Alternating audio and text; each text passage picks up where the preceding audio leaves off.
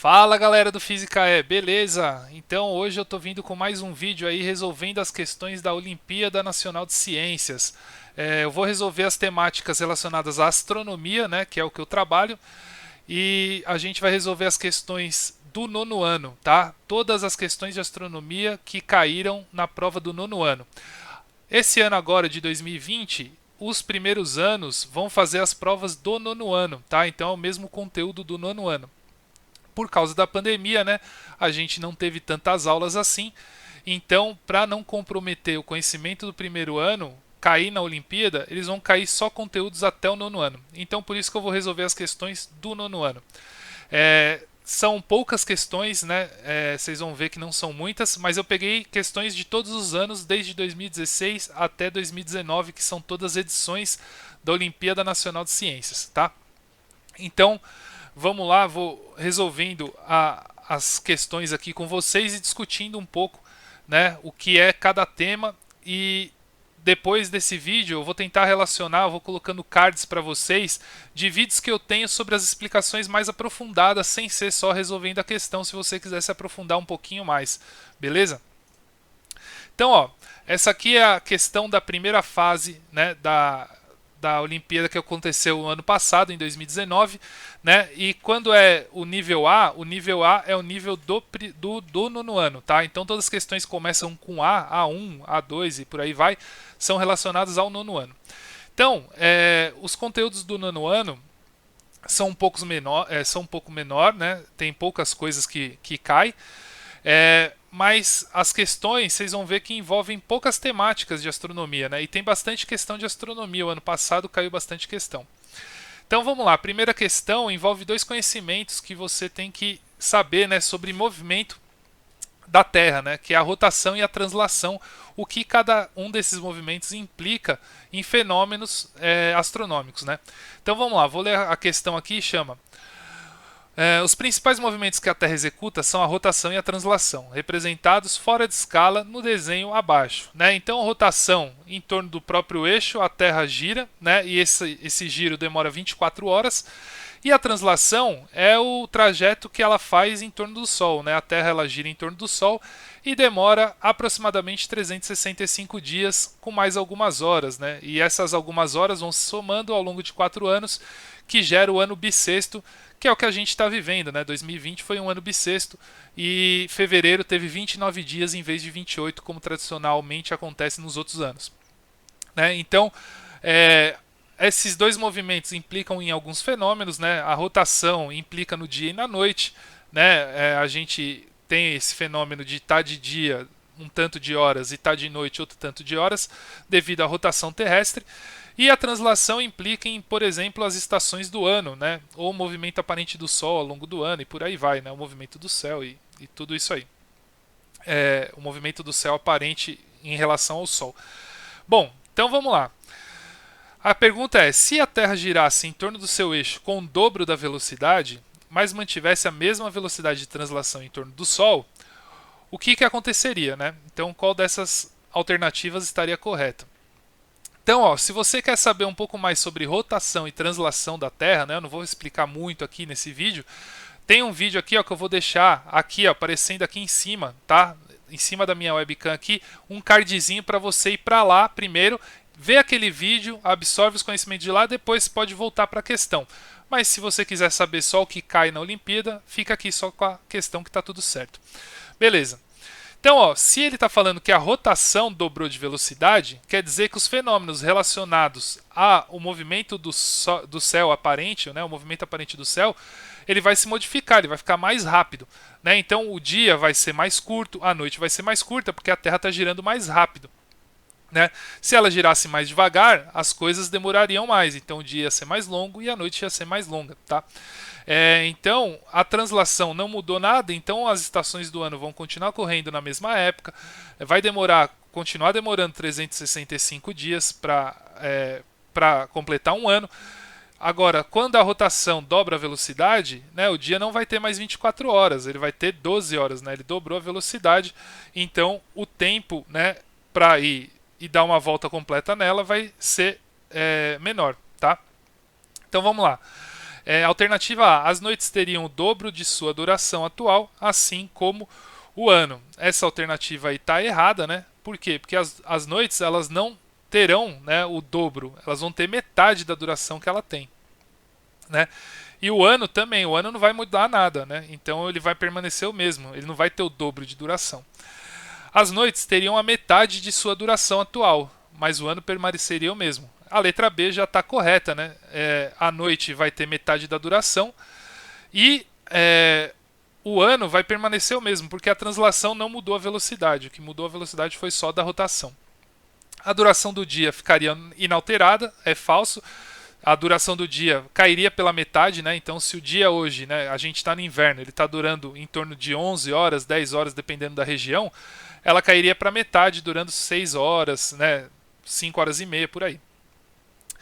A do ano também. Não, o ano vai ficar inalterado. Então essa parte da frase está certa, né? Então a do ano também vai ficar inalterada, mas a duração do dia não ficaria. Então a C está errada.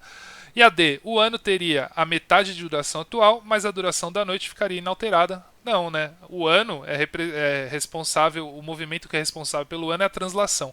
Como a gente mexeu na velocidade da rotação, então o ano não vai se alterar e sim a noite, né? Então, essa primeira questão aí envolve esses dois movimentos. Lembrando de novo, se você não está por dentro desses dois movimentos, vê o meu vídeo da OBA, da relação Sol-Terra-Lua, que lá vai estar falando sobre a rotação e a translação terrestre, beleza?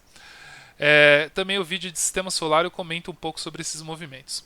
Então, fica aí a dica para você navegar um pouquinho aí pelo Physicae e conhecer os outros vídeos, não deixe de fazer isso. Beleza, então a primeira questão aí, letra B. Questão 2, né, do mesmo ano, em 2019 também caiu uma questão que envolve astronomia. Essa questão é interdisciplinar, ou seja, ela não envolve só astronomia, tem outros conhecimentos que ela envolve. Mas no quesito astronomia, o que você tinha que saber? As marés. E as marés é um efeito, né, um fenômeno que a Lua e os outros astros, né, mas a Lua, principalmente pela força gravitacional dela, por estar mais próximo da Terra, influencia mais nas marés do que os outros astros. Principalmente o Sol, né? Os planetas quase não influenciam, né? É uma força muito pequena por estar muito longe da Terra e a massa deles não serem tão grandes quanto a do Sol. Mas o fenômeno da maré você pode considerar que é mais a Lua que é responsável, né? Então a gente vai ter que saber um pouco sobre isso. Se você quer saber mais sobre marés, entra no vídeo de Lua, Terra e Sol, que lá eu também comento sobre a maré, né? A relação que a Lua influencia na Terra. Então vamos lá, os conhecimentos que a gente tem que ter sobre marés nessa questão aí. No mesmo horário da semana anterior, Claudinho foi com a sua mãe à praia, perto da casa. Essa praia tinha uma formação rochosa, que invadia o mar, servindo de trampolim para bons mergulhos. A mãe de Claudinho disse que ele ter cuidado, pois a maré estava baixa e ele poderia bater a cabeça na areia se pulasse dessa formação rochosa. Para sua segurança, Claudinho pulou em pé e depois foi nadando até sua mãe que estava na beira da praia. Identifique qual a proposição abaixo que não é coerente com a cena. Né? Então, o que não tem nada a ver com a cena? As marés são um fenômeno astronômico produzido pela gravidade e pela inércia da camada de água da Terra. Tá certo, tá? É formado por essas duas propriedades aí. A gravidade, né? A deformação gravitacional que a Terra sofre e a inércia que faz com que a camada de água da Terra se movimente, né? Então, a letra A está certa e ele quer qual que não é coerente, tá? Então a astronomia já acabaria aí, né? Mas vamos lá para achar qual é a resposta certa. A flutuação de Claudinho ao nadar é um fenômeno físico regido pela diferença entre densidade do corpo e a água. Tá certo, tá? Então essa propriedade de flutuação é o empuxo, né? Uma força chamada empuxo que rege, né? Então a força-peso do Claudinho está puxando ele para baixo, o empuxo joga ele para cima, gerando uma certa flutuação, se a densidade do corpo for menor que a da água, e no caso tá certo, tá? Então a letra B está certa. Letra C, a respiração aeróbica, que é aquela que depende de oxigênio, realizada por Claudinho, é um fenômeno biológico vivenciado por todos os seres vivos. Não é, essa está errada. Tem um tipo de respiração que se chama anaeróbico, né, que é o que não necessita de oxigênio. Então, a letra C é a alternativa certa desse teste aí da A2, tá? Apesar dessa questão não ser de astronomia, a letra A, alternativa, você teria que saber de astronomia. A energia que ele utiliza para nadar até a praia é proveniente de um processo químico. Tá certo, né? A ingestão de alimentos faz com que ocorra um processo químico na digestão que você absorve energia e é essa energia que seu corpo usa depois quebrando, né, as moléculas de carboidrato e por aí vai, gerando energia para as células e aí fazendo com que o seu corpo se movimente, por exemplo. Beleza? Então, essa questão, o que está influenciando é as marés, que você tinha que saber um pouquinho. Letra A, C, tá? É a resposta certa. Aqui não é coerente a letra C. Nem todos os seres vivos usam a respiração aeróbica. Bom, beleza. A questão A4 também envolve astronomia, né? Nessa primeira fase de 2019. E ela é assim, ó. Atualmente podemos presenciar diversos tipos de eclipses solares. Total, quando o disco da Lua cobre completamente o disco do Sol. Anular, ou anelar, ou em anel, quando o disco da Lua, mesmo em frente do disco do Sol, não cobre totalmente. Parcial, quando o disco da Lua cobre apenas uma parte do disco do Sol. E híbrido, quando a curvatura da Terra faz com que o eclipse seja observado como anular em alguns locais e em total em outros, tá? Bom, aí tá os tipos de eclipse embaixo, né? Tem a foto. Total é quando a Lua não deixa, né, passar nenhuma luz solar para chegar aqui na posição que você está na Terra. Então, depende da posição que você está na Terra. Vai ter outra questão aí mais para frente, que vocês vão ver que dependendo de onde você está na Terra, às vezes você nem vê o eclipse, né? Porque tem que ter uma coincidência, né, de posição entre os três astros, o Sol, a Lua e a Terra. Se você quer saber mais sobre eclipse, vai lá no vídeo Sol, Terra, Lua, tá aqui no canal, tá? E vai lá e dá uma olhada, porque eu falo bastante de eclipse tanto solar quanto lunar. Mas nesse caso aqui a questão é sobre eclipse solar. Então é assim, ó, para você saber, né, a pergunta que é: se a Lua estivesse orbitando a Terra um pouco mais afastada do que está agora, os eclipses solares, ele quer saber assim, ó, se a Lua está um pouco mais distante, o que aconteceria com essa sombra que ela faria no Sol, né?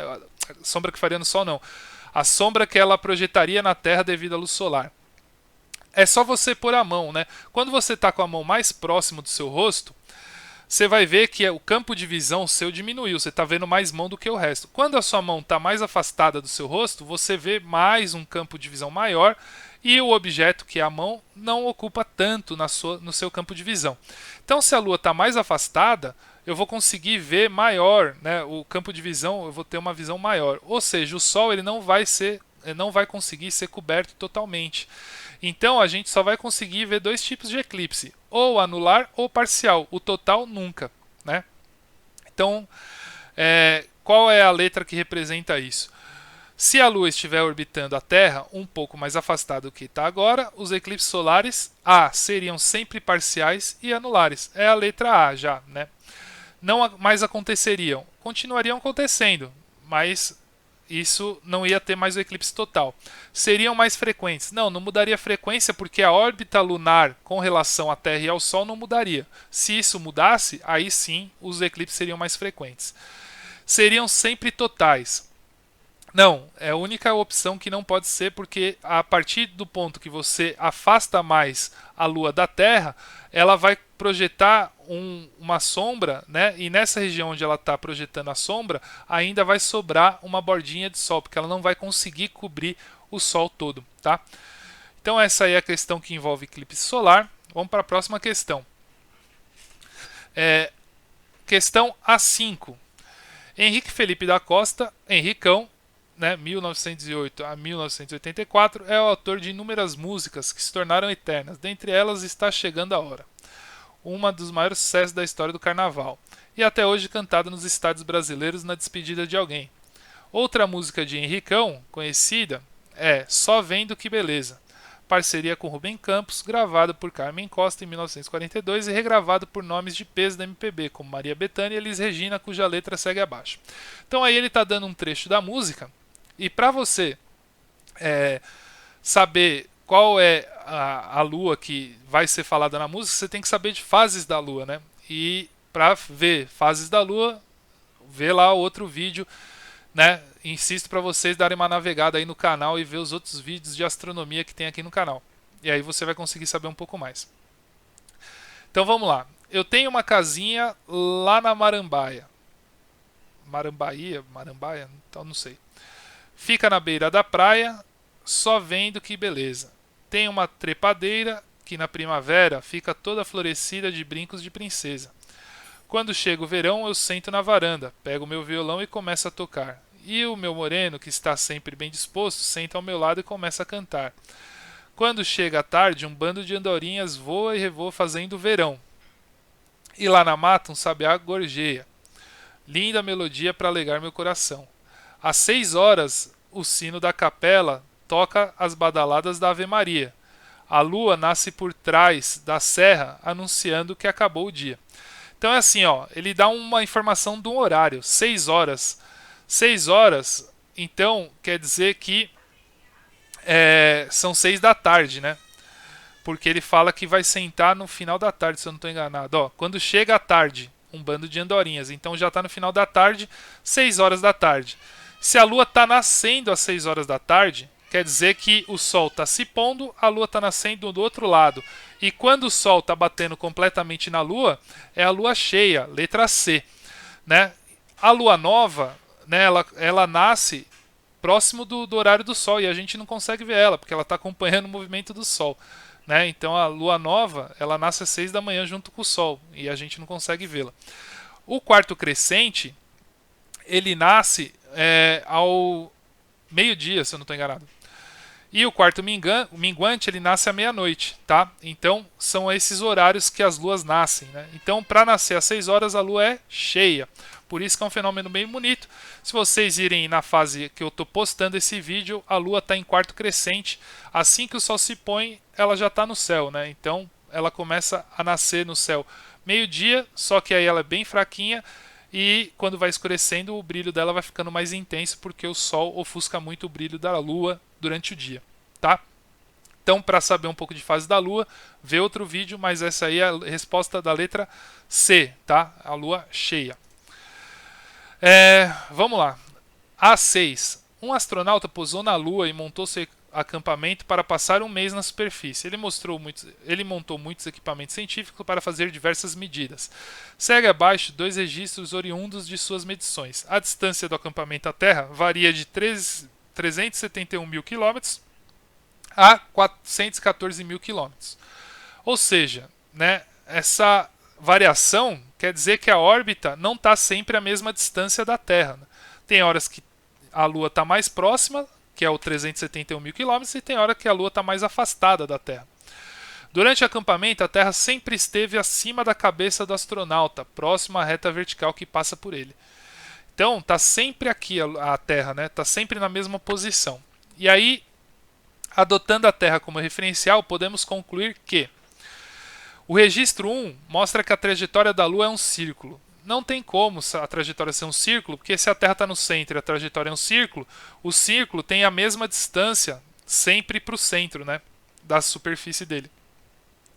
Então o círculo, a distância é o raio, né? Então o raio é constante no círculo. Então não pode ser porque ali a distância variou.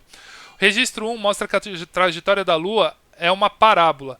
Se a trajetória fosse uma parábola, a Terra está aqui, a Lua ia fazer isso, passar aqui perto e ia embora. Nunca mais ia voltar, né? Porque a parábola, a trajetória é isso aqui, ó.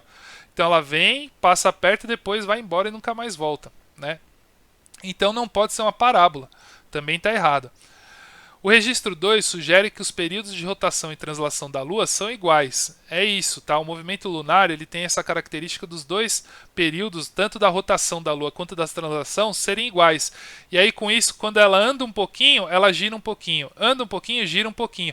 E faz com que sempre a mesma face esteja virada para a Terra. Tá? Então, por isso que a gente sempre vê o mesmo lado da Lua e não vê o outro lado. Porque quando ela roda um pouquinho, ela anda um pouquinho para frente, fazendo com que sempre a frente da minha mão esteja na frente do meu rosto, né? Então, se a mão fosse a Lua e meu rosto fosse a Terra, de onde a gente está vendo no referencial. Então, a letra C está certa, tá? O registro 2 mostra que a Lua está parada. Não, A Lua não está parada. Se ela estivesse parada, a distância entre a Terra e a Lua não varia, né? E como a Terra está sempre no mesmo ponto, né? Quer dizer que a Lua está andando, mas o formato da Terra visto da Lua vai mudando, tá? A Terra tem fases vista da Lua também. Qual o nome desse fenômeno? Tem um específico? Não, não tem um fenômeno, não tem um nome específico, né? É um movimento lunar mesmo. Então a gente é conhecido como movimento lunar. É os movimentos que a Lua faz de rotação e translação. Se a gente buscar os dados, a gente vai ver que os dois têm o mesmo tempo, tá? É aproximadamente 28 dias a Lua demora para dar um giro em torno do eixo dela e 28 dias para dar uma volta na Terra. Então esses dois se coincidem. A questão de vermos sempre a mesma face da Lua. Não, então não tem um nome específico. É a face que a gente vê da Lua, né? Isso aí é uma coincidência de movimentos. Não tem um nome específico para esse tipo de fenômeno, né? De ver sempre o mesmo lado. Beleza. Questão A11. Essa aí envolve um pouco de formação do sistema solar. Então, no sistema solar, os planetas mais afastados do Sol, Júpiter, Saturno, Urano e Netuno, são chamados de os quatro gigantes gasosos, porque a maioria de sua massa é composta por gases, principalmente o hidrogênio. Atualmente, esse elemento químico corresponde a 74% do Sol, que também possui uma grande quantidade de hélio, 24%. Nossa estrela, por sua vez, corresponde a 99,85% da massa do sistema solar. Sobre o sistema solar e seus planetas, determine a proposição correta. Então, isso aqui fala um pouquinho sobre a formação do sistema solar. Tem um vídeo meu, da OBA, sobre sistema solar, é o episódio 1. E lá eu explico um pouco como o sistema solar se formou, né? E aí, nessa fala, eu vou explicando por que mais longe estão os planetas gasosos e mais próximo do Sol estão os planetas rochosos, né? Mercúrio, Vênus, Terra e Marte. Então vamos lá. Ó. Letra A. Na formação do sistema solar, os gases que não formaram o Sol foram capturados pela gravidade dos planetas mais quentes, já que gases tendem a se aglomerar em torno de fontes quentes. Bom, tem duas informações aí que não faz muito sentido. Os planetas mais quentes são os que estão mais próximos do Sol, né? E os planetas que estão mais afastados, Júpiter, Saturno, Urano e Netuno, eles são mais frios, né? Então não é por causa da temperatura que aglomera gás, é por causa da gravidade, né? Como não existe H2O nos gigantes gasosos e os processos bioquímicos associados à vida necessitam dessa substância, não é possível existir vida como conhecemos nesse planeta.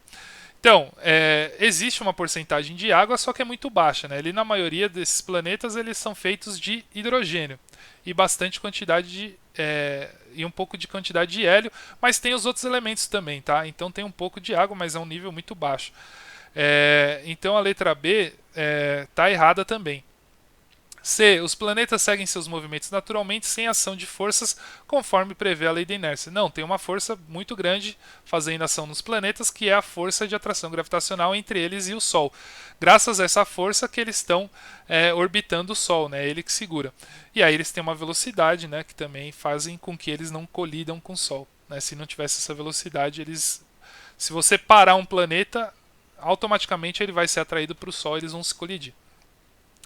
A energia constantemente dissipada para o ambiente pelos seres vivos tem a origem na fusão nuclear do hidrogênio no interior do Sol.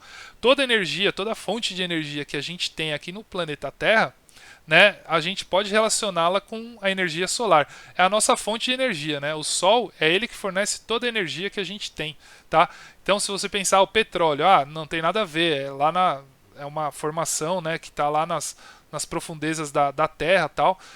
Mas a formação, para ele virar, né, o fóssil, né, e fazer um processo, né, orgânico de transformar a matéria orgânica em petróleo, toda essa energia que faz essa transformação acontecer veio do Sol, tá? Então, a letra D é a letra correta, tá? Então, a energia que é dissipada para o ambiente pelos seres vivos tem origem na fusão nuclear do hidrogênio no interior do Sol. Tanto que a nossa alimentação, né, as plantas, por exemplo, elas recebem energia solar, fazem a fotossíntese, crescem, a gente ingere elas, gera energia para a nossa vivência. Né?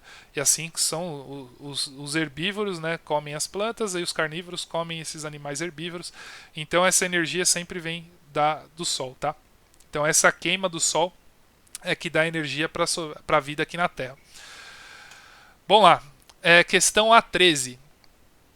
Sabemos que ao longo do ano o céu vai lentamente mudando de aspectos e que algumas constelações só podem ser vistas em algumas épocas do ano, como por exemplo a constelação de Escorpião, que é uma constelação típica do nosso inverno, que é o que a gente está vivendo agora. Né? Então, se vocês olharem um céu noturno, não de São Paulo, né? O São Paulo é muito poluído e tem muita luz, né? Então o nosso céu é ruim para ver esse tipo de céu. Mas se você for para o interior, próximo a São Paulo já, né, cidades como Sorocaba, Atibaia, que tem menos luz, né, a cidade tem menos luz e polui menos o céu, né, a poluição luminosa, você já consegue ver perfeitamente a constelação de Escorpião. A mesma coisa acontece com os planetas, né? Então os planetas estão visíveis, né? Logo que o Sol se põe, do lado oposto está nascendo Júpiter. Júpiter já está brilhando e um pouquinho abaixo dele, depois de um tempo, já aparece Saturno. Né? No meio da madrugada aparece Marte e quando o Sol vai nascer, um pouquinho antes você já consegue ver Mercúrio e Vênus também. Tá? Essa é a época que eu estou falando agora, que é julho de 2020. Em algumas épocas podemos ver à noite, em outras épocas eles podem estar no céu durante o dia claro, e assim não conseguimos vê-los. Alguns planetas mais próximos do Sol do que a Terra, e por esse motivo só conseguimos vê-los no céu ou no começo da noite, ou um pouco antes do nascer do Sol. Pensando nisso, existe alguma época do ano em que podemos ver o planeta Vênus à meia-noite? Ele está dando informação, ó, planetas que estão mais próximos que a Terra do Sol. Quais são? Mercúrio e Vênus. Esses planetas eles só aparecem ou no começo da noite ou um pouco antes do Sol nascer. Acabei de falar isso, né? O Sol um pouquinho antes de nascer você vai ver Vênus e Mercúrio. Como eles estão próximos ao Sol, eles não conseguem fazer uma distância muito grande em graus, né, em ângulo, do Sol, para a gente conseguir ver ele em diferentes posições. Então, por exemplo, meia-noite quer dizer que o Sol ele está completamente do outro lado, né? E aí Vênus teria que estar aqui, ó, para a gente ver ele meia-noite. Né? Ele teria que estar uns 90 graus do Sol. E ele não atinge uma angulação tão distante do Sol assim, porque eles estão mais próximos que a Terra. Tá? Então a gente não conseguiria ver nunca Vênus à meia-noite. Tá? É uma opção que não acontece, que é a letra D. Tá? Depende da época do ano. Quando está acontecendo eclipse solar não faz sentido, porque se está acontecendo eclipse solar é durante o dia, o Sol está, né, a gente está vendo o Sol, então não vai ser meia-noite que vai acontecer um eclipse solar. Tá? Então essa alternativa da 13 é nunca. Aqui ó, acabaram as questões da primeira fase de 2019, vamos para as questões primeira fase de 2018. Tá? A13. A força gravitacional que a Lua produz e o movimento da Terra em torno do centro de massa Lua mais Terra geram uma deformação elíptica na camada de água que forma os oceanos, concentrando a água em locais mais próximos e mais afastados da Lua, conforme a figura. Então, se vocês olharem a figura, né, na direção da Lua tem uma forma aqui ó, que faz uma deformação, mas essa deformação é devido à deformação terrestre. Tá? Aqui ele está simbolizando o oceano, mas é uma deformação na esfericidade da Terra. Né? Então, quando eu achato um sólido, ele não vai achatar só um lado, né? Senão quebraria. Eu tenho que achatar os dois lados. Então, os dois lados, né, tanto o lado virado para a Lua quanto o lado oposto, geram a maré alta, que a gente fala. E os lados que não estão para a direção da Lua, seria a maré baixa. Tá? Então a água se concentraria nessas regiões que estão, né, maré lunar direta e a reflexa. Se a Lua estivesse parada, deveria ocorrer 2 marés altas e 2 marés baixas. Um ciclo de maré por dia nas regiões à margem dos oceanos. Então, se a Lua estivesse parada, cada rotação da Terra, né, vai ter uma maré alta, 2 maré altas e 2 maré baixas. Né? Então tem uma posição fixa da Terra. Né? Eu estou girando. Deixa eu até pegar o globo.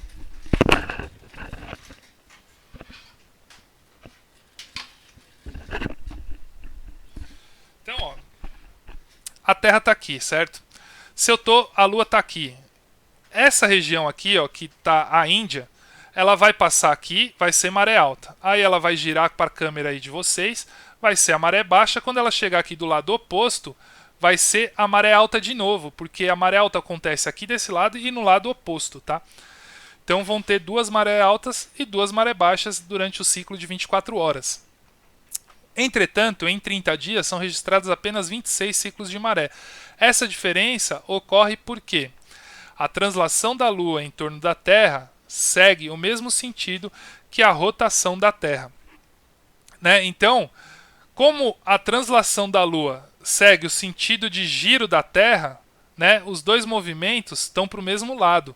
Né? E isso faz com que a periodicidade, né, das marés elas vão se alterando um pouco mais rápido do que a volta que a Lua dá em torno da Terra. Tá? Então é por causa disso. Então é a letra A. A translação da Lua em torno da Terra segue o sentido oposto. Se seguisse o sentido oposto, iam ter mais marés do que dias. Né? Por quê? Porque ela está girando mais no sentido oposto, então a Terra vai passar mais vezes pela Lua, né?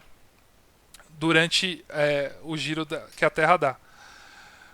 A rotação terrestre. A rotação da Lua segue o mesmo sentido que a rotação da Terra. Bom, se elas giram, né, em torno delas no mesmo sentido, isso não ia afetar. Né? O que afeta é a translação mesmo da Lua, que é o movimento que a Lua faz em torno da Terra. A rotação da Lua segue o sentido oposto da Terra. Também não faria mudança nenhuma, porque o que afeta é a posição, não como que a Lua está, né, em relação ao eixo dela. Tá? Então, essa aí seria a letra A. Tá? Essa questão caiu em 2018. Em 2017, tiveram duas questões de astronomia. Né? A questão da primeira fase de 2017, do 9º ano, tem a ver com estações do ano. Tá? Então, tem a ver com o movimento de translação terrestre, né? Como vocês podem ver aqui do meu lado. Né? Então, a translação terrestre também tem um vídeo explicando sobre isso. Vocês podem ver que as questões que vão cair então para a prova do primeiro ano de 2020, ou que vai cair no 9º ano de todos os anos, né, da Olimpíada Nacional de Ciências, são questões relacionadas à relação Sol-Terra-Lua, né, os movimentos da Terra, os movimentos da Lua, a formação do sistema solar, um pouco de planetas, né, do sistema solar. Então são esses temas que caem mais na prova do 9º ano. Então vamos lá. As folhas de uma determinada planta exibem propriedades medicinais. Duas substâncias, uma com a fórmula molecular C9H6O2 e outra com C5H12O.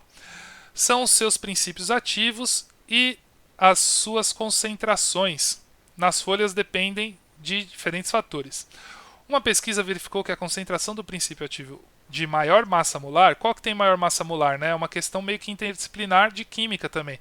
É a que tem mais átomos de carbono e de oxigênio, já que o hidrogênio, a massa dele, a massa atômica dele é 1. Então, oxigênio e carbono vão ter mais na primeira molécula. Né? Em exemplares cultivados no Brasil, era mais abundante no verão que no resto do ano, enquanto o outro princípio ativo era no inverno. Né? Então, o C9H6O2, ele rende mais, né? A planta produz ele mais no verão, e o outro C5H12O é no inverno. Na figura ao lado, a estação do ano mais adequada para a coleta de folhas da planta cultivada no território brasileiro para a extração de C9H6O2 está indicada por... esses números correspondentes a essas posições aqui. Então essa questão aí, ela foi, o desenho está mal representado. Por quê? Porque o verão está nessa aqui, ó. Quando o eixo norte-sul, o sul está mais virado para o sol do que o norte. Aqui seria o nosso inverno, né? Ó, a gente está no hemisfério sul, o hemisfério sul não está virado para o sol. Quem está virado para o Sol é mais o hemisfério norte. E aqui são os equinócios, né, que a gente chama, e aqui o solstício. Aqui seria o solstício de verão, solstício de inverno, e aqui os equinócios, equinócio de primavera e equinócio de outono. Né? E a gente está nesse ponto agora em julho de 2020, e a gente está aqui, ó, no nosso inverno. Né? Começou dia 30 de junho, vai até dia 30 de setembro, quando começa a primavera, e aí vem o verão, mais ou menos dia 20 Eu falo dia 30, pessoal, mas é dia 20, tá? Então, mais ou menos dia 21, se eu não estou enganado, de dezembro. Tem as datas específicas de cada uma da entrada das estações. Então, ó, a 4 representa o verão, a 1 representa o outono, 2 representa o inverno, 3 representa a primavera. Tá? Então é letra D. Essa figura está muito mal colocada nessa prova aí, teria que ser revista. A gente poderia pedir o cancelamento pela confusão que gera em cada uma dessas estações aí, né? Porque a primavera ela dura até começar o verão dura até começar o outono e assim por diante. Então, se fosse considerar o trecho, seria o 1. Mas ele está querendo que você relacione aqui, ó, posição 4, essa aqui é a posição 1, posição 2 e a posição 3. Beleza? Questão de 2017, né? Também, A13. Gente, está dentro de um sistema fechado. Curiosidade esse composto. Cromonas, eu não sabia não, você pesquisou? Bom, vamos lá. Para quem não sabe, pessoal, eu faço live, né? Então entrem aí, ó, site roxinho, Física é também, tá?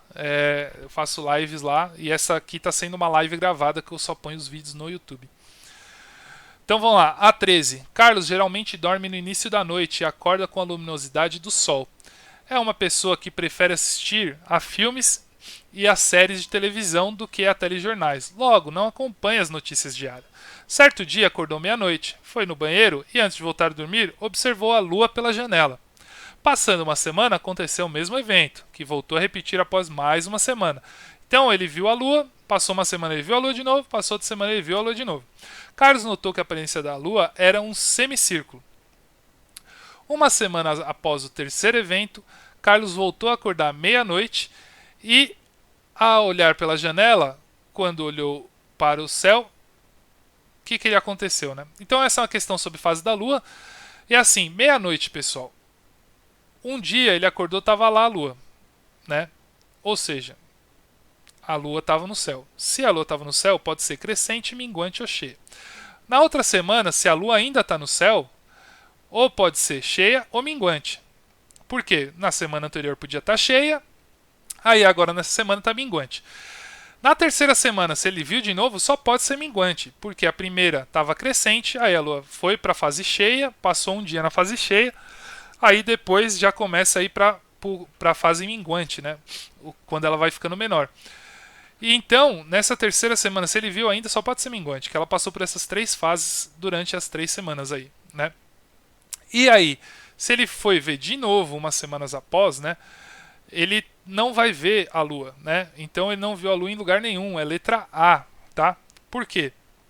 Porque aí a lua já vai estar na próxima fase, que é a fase nova, e é meia-noite, né? Lembrem o horário, meia-noite. Ou seja, se tiver num quarto minguante, mesmo que seja um filetinho, né, na letra D, no formato de letra D, uma semana depois dele, você pode ter a lua nova, né? Ele falou, ó, Carlos notou que a aparência era esse semicírculo. E se um semicírculo aqui do hemisfério sul está na letra D, né? Você, olhando assim, parece a letra D, quer dizer que está no quarto minguante, tá? Se tiver no formato de letra C, está no quarto crescente. Então, como está no quarto minguante, passou mais uma semana, a lua não vai estar no céu à meia-noite, tá? Ela provavelmente vai estar na fase nova já, né? Se for 7 dias exato. Então, ela vai aparecer junto com o Sol. Na verdade, a gente não vai ver ela porque a luz refletida está voltada para o Sol e não voltada para a Terra. Beleza? A Lua tinha a mesma aparência, errado. A Lua aparece como um disco, está errado. A descrição das observações está incoerente com a realidade, está errado. Tem realidade para isso aí, é a Lua nova. Então, pessoal, estou aqui na questão da primeira fase de 2016 do 9º ano. A questão é sobre eclipse solar. A Lua é um corpo opaco, logo impede que a luz solar a atravesse. Na figura vemos uma região da superfície da Terra escurecida em virtude da posição da Lua que se encontra entre o Sol e a Terra. Vemos também a trajetória que o centro dessa região escurecida fará em relação à superfície da Terra, bem como as 3 cidades A, B e C localizadas nessa superfície.